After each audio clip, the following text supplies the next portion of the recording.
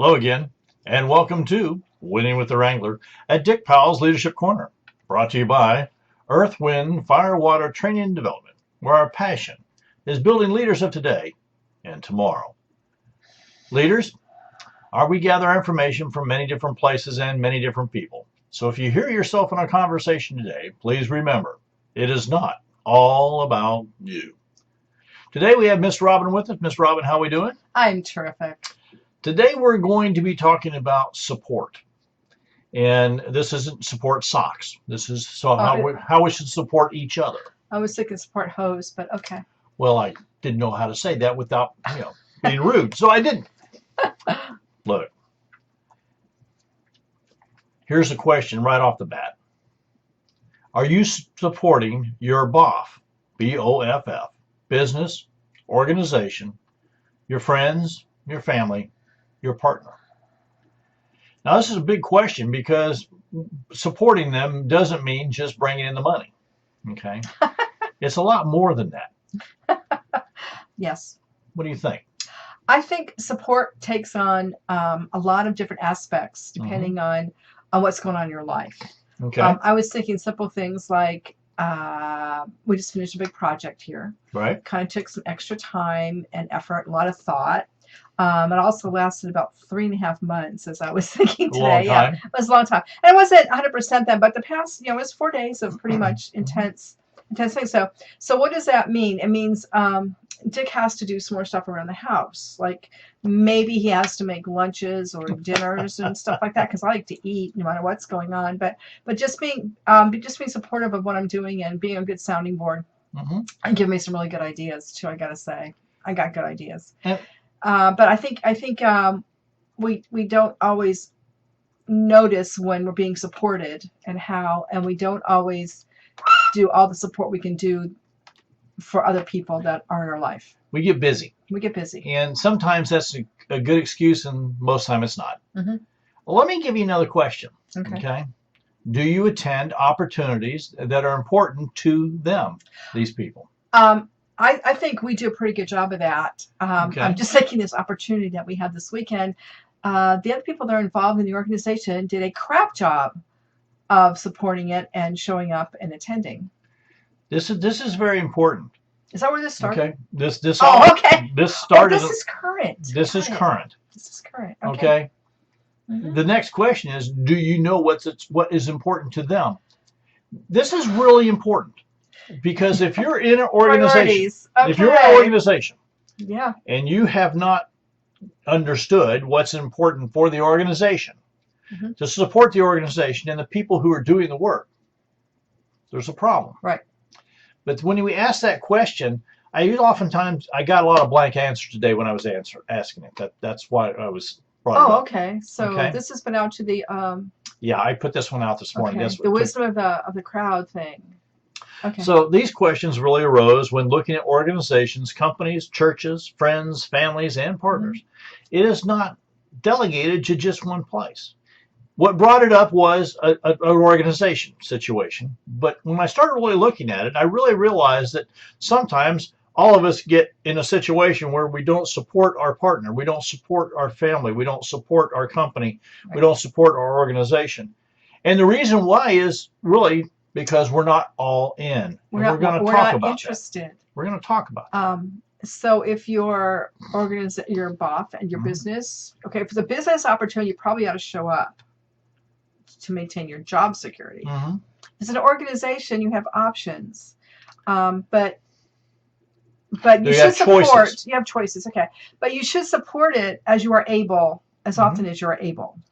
Well, here's the question that came up. Okay. Should you feel let down when you are not shown support?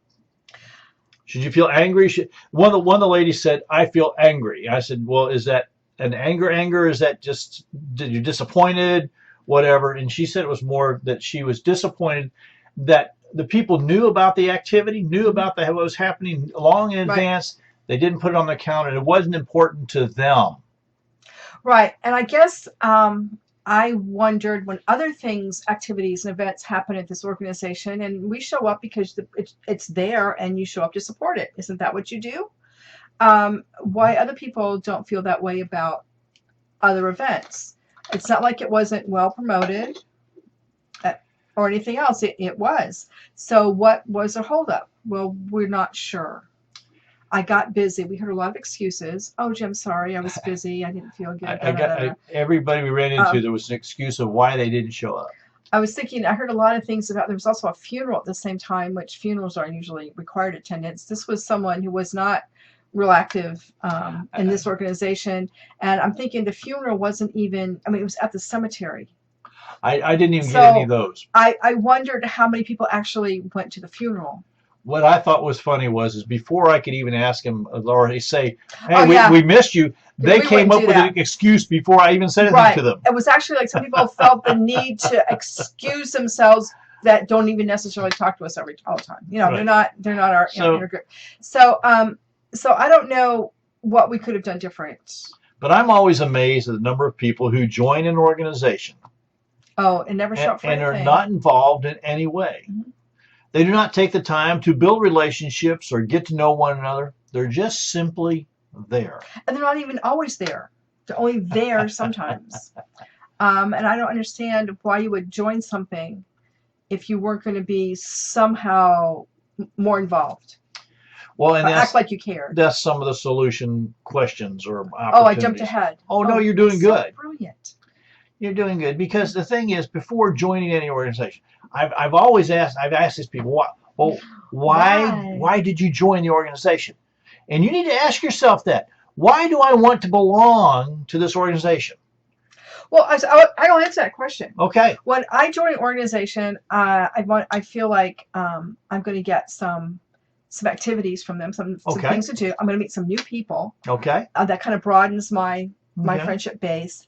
Again, we can have some new activities, and maybe we'll find somebody that we can socialize with outside the organization. Okay. And they probably have some kind of a couple of activities or events that I'd be interested in participating in some way. Okay. So, again, why do other people join these things and not be involved? That I have never figured out. You see, this is the question that we're asking. Wait a minute. Let me answer that. Okay. I think sometimes they just want to be able to say they're part of the organization. There you go. They want to feel like they're very organized and involved, whether the other people feel like they are or not. And some people, again, if it's a church, some people's only answer is, I show up for church on Sundays. Mm-hmm. Our answer would be, well, that's pretty simple to do. You don't have to join or anything to do that. You can just show up on Sunday. But to be involved in the actual life and the programs and the events within the church or any other organization, you need to join so you can get the information and stuff. Here's the thing, it all boils down to, are you a person that is a badge earner? Or a badge collector? And this is what I'm running into, no matter what the organization Robin and I have been involved with that have asked us for their help. We run into this situation where there are many who are badge collectors. Right. They join an organization so they can have the badge, I belong to such and such. But here's the thing. If you're just taking up space, are you really joining the organization? And we know if it's some organizations, people want access to the membership list. Ooh. And that's why they joined. They looked good to them or whatever. They went once and liked it. They joined. They may or may not have at that point had any intentionality in helping or participating in all the events and activities. But basically, it gives them access to a membership list. I have to tell you this. I meant to tell you this before. Earth, Wind, Fire, Water Training and Development is the third, right? Third what? Company name that we have done business as. Yes. Is coaching and that kind of thing. Okay, it's the third business. The first one was Renaissance Coaching, which goes back about 14 years. I got an email today from someone who wanted to help promote Renaissance Coaching. I thought, are you out of your mind? We haven't done that in years. So I emailed that and I don't know how they got my email, which is the other thing, because it wasn't part of that at the time. I didn't have that email then. That's right. So somewhere along the line, they've been tracking us. They want us to, to help promote us and da-da-da-da. And I just went back an email that said, gee, guess what? Your information is pretty old, and please stop emailing me. our tagline was out of the darkness and into the light, and evidently Right. they're still in the We're dark. still in the dark. Yeah, and in between we had Leadership Development 2020, and then we Leadership Vision 2020 Leadership Vision 2020. that people didn't understand. And I know we started that in 2013. Yep. And then we evolved because 2020 was coming up, and we had to change our name, and we evolved into Earth, Wind, Fire, Water, which at the time set us where we were going and growing. So I thought that was interesting. Renaissance Coach, what are you thinking? So again, pay attention. Here's the thing. If you're going to join an organization, here's what I'm going to tell you need to do. You need to be, if you're going to join an organization, there's some job, there's some function, there's an activity, there's a position that you should enjoy. Yeah, you should fit right into the slot. Okay. If not, think twice. And you know what? Find yours. Find which one. Get involved. Take action. Move. I can't even say that hardly enough. When I was talking to this one person this morning, I won't mention her name because she's a good friend. I asked her about this thing. I said, when you join an organization, are you all in? She said, all in. What's that mean? I said, well, you get involved. You volunteer for doing things. You get involved. You're active. And she went, I do. But she said, many people just want the badge.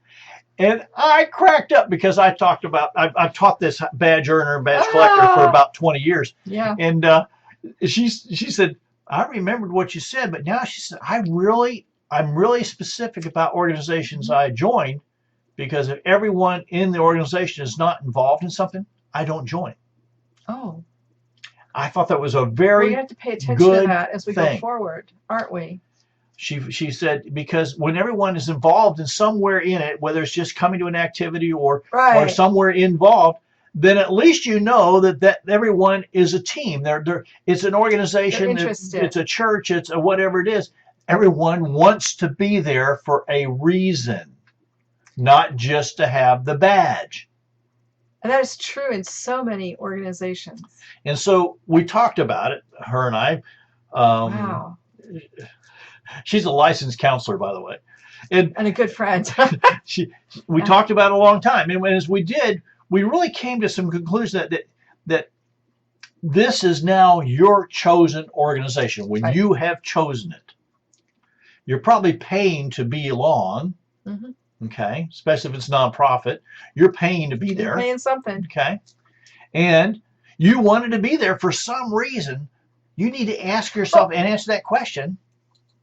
Yeah. For a reason, I'm thinking there's got to be a balance too between what you're giving and what you're receiving. Well, that's what she said. You need to ask yourself, what am I add? To the organization? And what am I going to take away? Yeah. Okay. How will I be involved? Because if you're not growing and you're not helping other people grow, then the opposite is dying. She said, if someone doesn't look to build a relationship with you, if you don't look to build a relationship with someone within that group, why are you bothering? Right.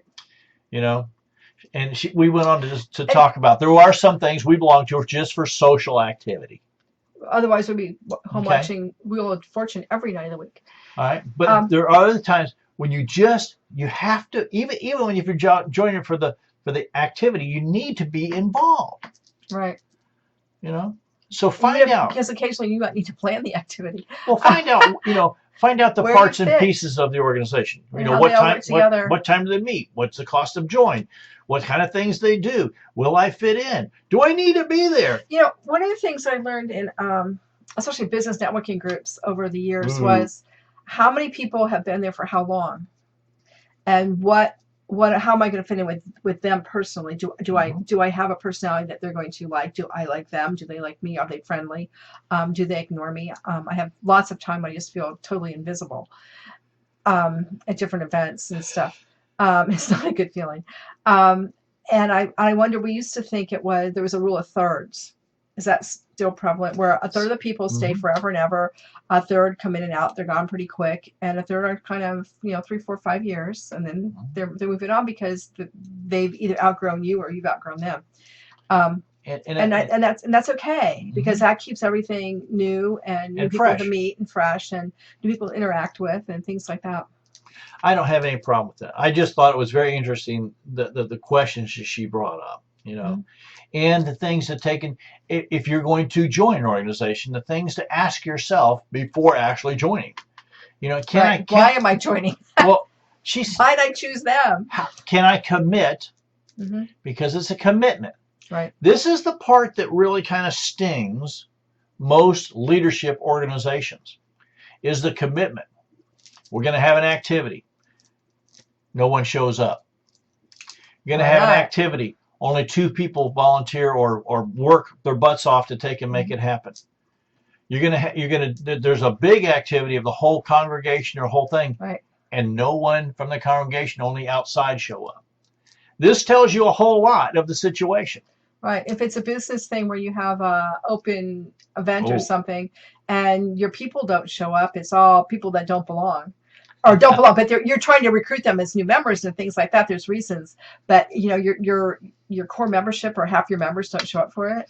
That's telling you something. Either it's the wrong event, which is what could be. I just learned it was the wrong kind of event. It was the wrong time of day.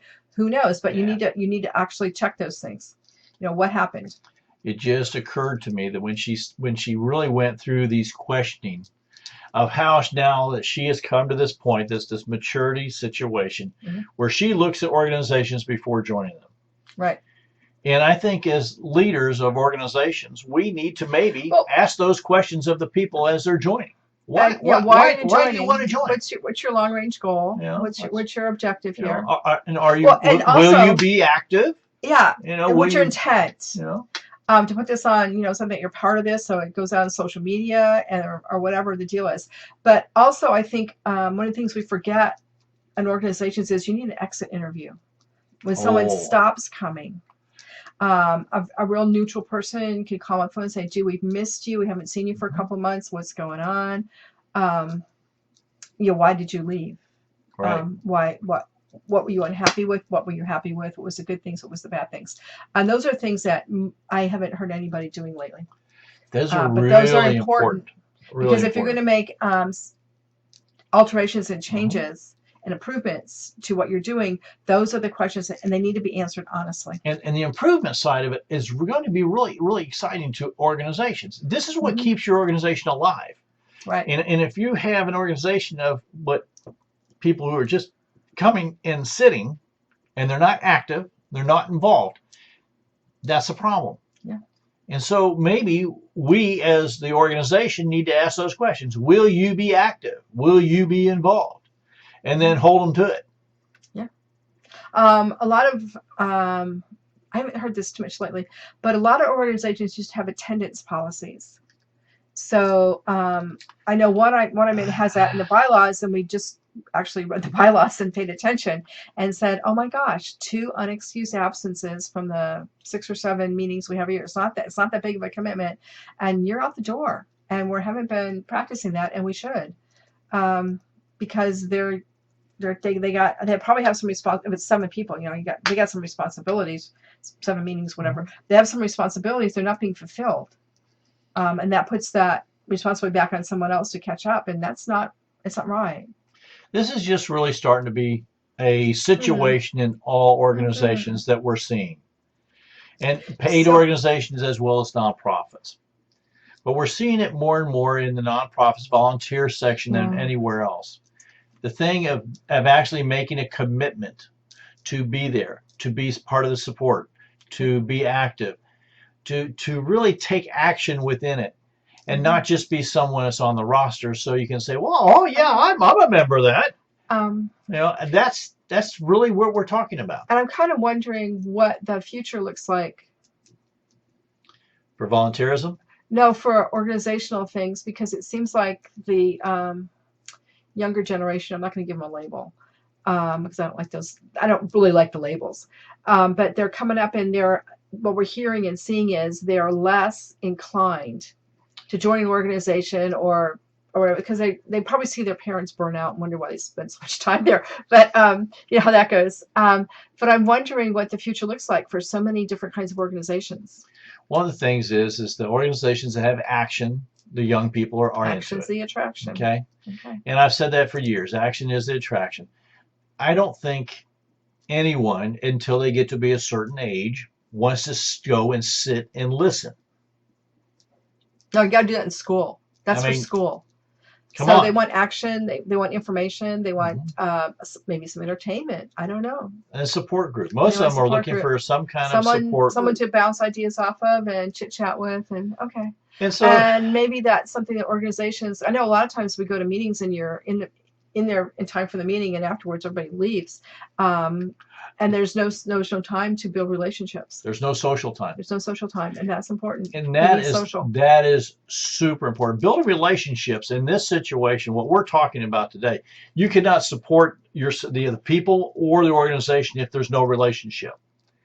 Right. Everything revolves There's no around connection. building relationships. Mm-hmm. And this is, I believe, where we're struggling. I believe in my whole heart that this is where we struggle. This is a relationship. When you go to a meeting and everyone shows up 2 minutes before the meeting and 2 minutes after they're gone, yeah, that tells me, when I go and sit and that kind of thing, it tells me that the organization is in dire trouble. It tells me that people that are in that boardroom don't want to talk to each other. And that means there's nothing happening outside the boardroom. Right. Or outside the meeting time when things really need to be happening. Right. So that kind of scares me a little bit. Scaries? It looks like all things that what's current and expected and acknowledged and followed now is changing. Well, it is. Mm-hmm. We have instant communication. We have the Twitter. We have Facebook. We have, emails, all those kind of things. Yeah, so we don't have to do face-to-face. Right. Okay. I'm thinking, and people are, if they think they're committed, maybe they'll show up and maybe they're not. Look at the people that respond to the RSVP cards of a wedding, and a third of them will tell you flat. A third of them are not going to show up. See, that's the part that I don't understand. We hear that over and over, and people say, "Well, we quit doing RSVP because people RSVP, they're coming, and then we have 80 RSVPs and 5 people show up, and that is a real number. Those are real numbers. 80 people responded; they would be there, and 5 showed up. Yeah. There was a lot of food left over. That someone's got to pay for that. And it's so expensive. It's catered. Quite frankly, what I do now is that you pay. You pay. And again, your name doesn't go down unless you pay. 30 years ago, if you'd give me your name, I would say great, because I knew I could trust you. There was an integrity part of saying, Dick, I'm going to be there, and I could say, well, pay me when you get there, no big deal, or whatever. And I trusted them. I could trust them. There was also a time, I'm going, this goes back 30 some years, where one of the cute little Southern ladies in one of my groups said, your canceled check is your receipt. I mean, if you're going to show up, we want your check canceled ahead of time, so we know you're really coming. Because who would pay for something and not go? I mean, come on. And that might be something we need to go back to. I did have to get over the point where if they paid, they didn't come, I didn't return the money. Oh, heck no. Okay. Oh, I'm sorry. No. A long time ago, I would have returned it and not thought a thing about it. Mm-hmm. But when it's come to now is that it's the integrity. Right. My word's my bond. I guarantee I'll be there unless I'm in the hospital. I guarantee I'll be there. This really bothers me. But this is the point where we're talking about supporting your teammates, supporting your organization. You're supporting your company. You're supporting your spouse, whoever. If you give them your word, you're going to do it. By golly, be all in. I loved it when she said, are they all in? Are they all in? Now, of course, I'm all in many things, but the thing is it's important. When you have no integrity, just how do you live your life? I don't get it. Well, I think those are things that are that we learn before we're 5. Yeah. And we learn them from our parents. Our parents are people that say they're going to go to stuff and decide not to go, then we're going to think that's normal. Yeah. Behavior. Our parents were not that way, and we were not that way as parents. So our children we're not that way. You know, if I say I'm going to be there, I'm going to be there, Yeah. unless I'm sick or in the hospital. So, I even show up if I'm sick, but no. They don't really like that too much. I've had this cough for a couple months, my allergies, and people are like, no. All right. But okay. Let's take a look at where the solutions again, because I'm going to tell you what. These are simple solutions. Mm-hmm. Simple. Before joining any organization, for-profit, non-profit, I don't care what it is, there needs to be a two-sided question going on. One from the organization and one from the person who wants to join. Why do you want to join the organization? And if it's to, you know, I think I can add something to the organization, I think I can bring some value and receive some value from the organization, that's great. And I think you need both of those. You know, to give and receive, it needs to be a balance. It can't be a one-way street. It's got to be a balance. You need to be involved. And you know what? Being involved could be just really showing up to support something that's going on. Exactly. If that's all you can do, then do that. Or all they need you to do. Okay. You know, that goes both ways. But there's always, look, I don't care how or what your situation is. There's always some job or function in any organization that you can do. You know, we had a lady, I love her to death, that all she could really do is make phone calls. And she did a great job at it. God bless her. And I hate that. We will miss her now that she's gone. Yes. So the thing is there's always something someone can do. Mm-hmm. It just takes a little gumption. Yeah. But get involved. Find an activity. Find a position that gets you excited. Do something. And like my good friend says, be all in. You know what? Why join unless you're going to be all in? Right. Why take the time and put the pressure, spend the money, do all those other things if you're not going to be all in? It just was made so much impression on me when she said that today. I just kind of, you know, I smiled because this is what Robin and I have taught for almost 20 years, this thing, that you be all in, be involved. Look, if you're not there to build relationships, you're not there to help and bring value to those around you.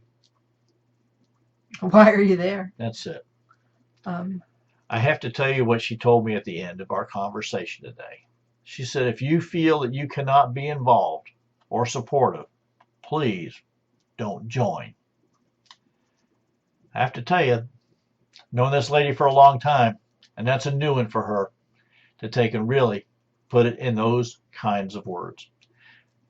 If you feel you can't be supportive, you're not going to add value, you're not going to be involved, right. I guess I'm telling you the same thing. Don't join. Did we hear that recently from somebody who was going to join a church? Yes. And the pastor said, if all you're going to do is show up on Sunday, just show up on Sunday. We're fine with that. If you're not going to join and participate in our groups and our book studies and our Bible studies and whatever else we're doing, we don't need you. I thought that was a pretty out there kind of tactic for a pastor. Yeah. I almost thought it was terrible until I really started putting this together for today, to be quite honest with you.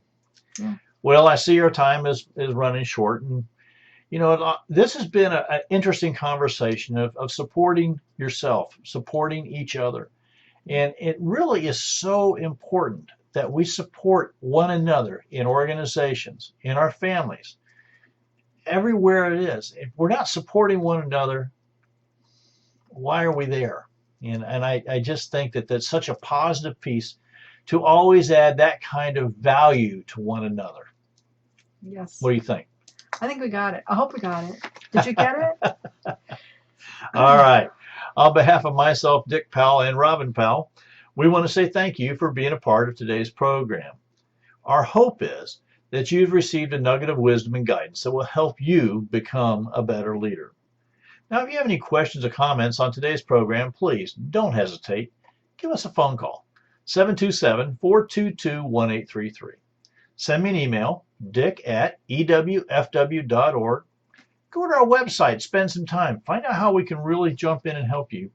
There's a button there you can click and send me a note. Go to www.ewfw.org. And when you're ready for us to come and put on a leadership seminar for you at your location for your people, make sure you call us or get on the email, and do it soon because we book up very quickly over the year. Now, Robin, anything real quick? I don't think so. All right. Well, until next time, we just want to take and say thank you for being a part of today's program. And always remember, this is Dick Powell from Leadership Wrangler. Ride hard, ride fast.